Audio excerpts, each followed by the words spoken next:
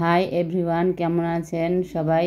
আশা করি সবাই ভালো আছেন, যে যেখানে আছেন। আমি আল্লাহর রহমতে ভালো আছি। আজকে চলে এলাম শীতের মজাদার একটি পিঠা, সেটা হচ্ছে দুধ চিতই পিঠা।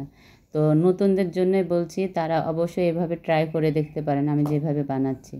তো আমি এখানে চাউলের গুঁড়া, আতপ চাউলের গুঁড়া 1 কাপ, আর হচ্ছে ভাতের চাউলের গুঁড়া 1 কাপ নিয়েছি সম পরিমাণের, আর দিয়ে দিলাম হাফ টেবিল চামচ লবণ। তো আমি এটা ভালো করে মিক্স করে নিব। মিক্স করার পরে হালকা কুসুম গরম পানি, যেটা আপনি আঙ্গুলে সহ্য করতে পারেন সেইভাবেই দিবেন পানিটা, যেন বেশি গরম বা বেশি ঠান্ডা না হয়। আর অবশ্যই কুসুম গরম পানিটাই অ্যাড করবেন এখানে। তো আমার 2 কাপে চাউলের গুঁড়া 2টা মিলে, তো যতক্ষণে পানি লাগছে পরিমাণ আকারে আমি পানিটা দিচ্ছি। এখন কতখানি লাগছে এটা আপনাদের আটার উপর নির্ভর করে পানি দিতে হবে। তো এখানে আমি আটাটা ভালো করে সেনে নিচ্ছি।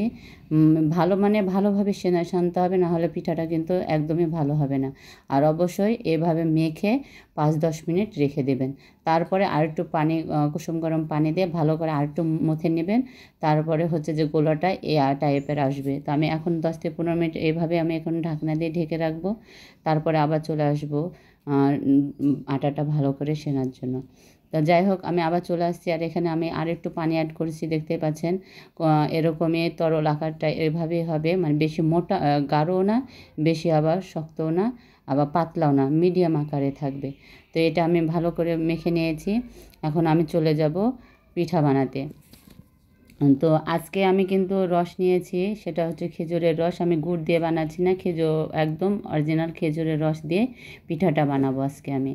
তো খেজুরের রসটা আমি কিন্তু একদম হচ্ছে যে জাল দিয়ে হাফ করে নিয়েছি। 1 পাতিল ছিল, একদম হাফ পাতিল করে নিয়েছি, হাফ পাতিলেরও কম হবে।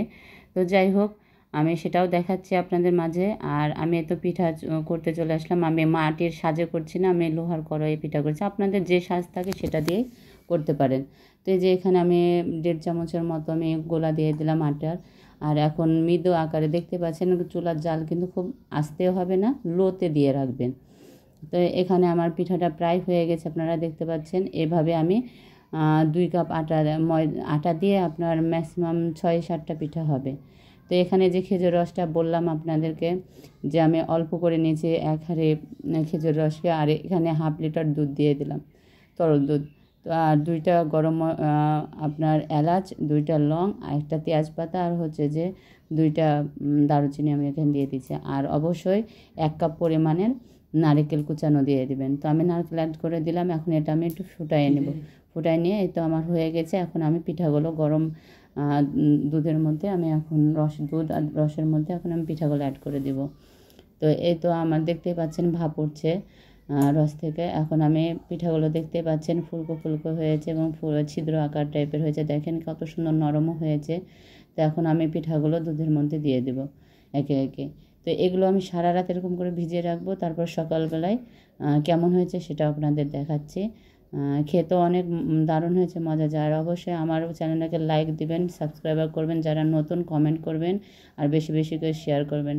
আপনাদের সাপোর্টে আমি আমার লক্ষ্যে পৌঁছে যেতে পারবো। তো যাই হোক, এই যে আমার পিঠা হয়ে গেছে, দেখতে পাচ্ছেন কি মোটা হয়ে গেছে, ফুলে ফুলে, আর অনেক সুস্বাদু হয়েছে। আপনারা করে দেখতে পারেন। আল্লাহ হাফেজ, ভালো থাকবেন।